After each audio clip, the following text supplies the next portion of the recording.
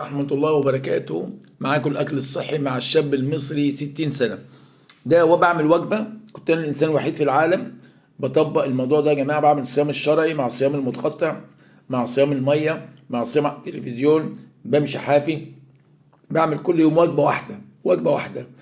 وبذكركم إن شاء الله يوم الخميس والجمعة والسبت صيام الأيام البيض.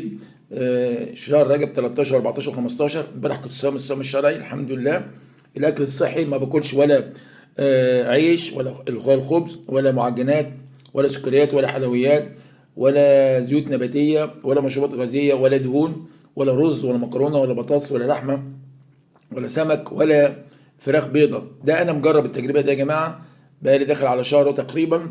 تمام. باكل كل خضروات، سلطه، طبعا تمر كان 5 تمرات. انا اكلت 3 دلوقتي. قلت ما اصور. سلطه كامله من جميعه، 3 بيضات، بطاطا حلوه، مكسرات، خس، فاكهه. السلطه فيها ايه؟ بنجر، فيها اللهم صل على افاكاتو، فيها بروكلي، جزر، خس. الخس موجود طبعا هنا اهون. واللهم صل على النبي، خيار، فيها كرفس، بقدونس، كزبره، جرجير. بحط زيت زيتون، خل تفاح. بحط البهارات، ما بحطش ملح. حبة البركة، كركم، زنجبيل، قرفة.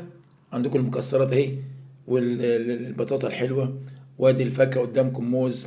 ودعموا القناة يا جماعة واشتركوا.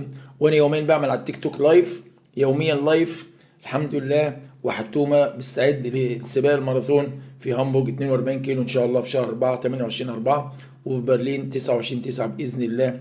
دعموا القناة، والسلام عليكم ورحمة الله وبركاته.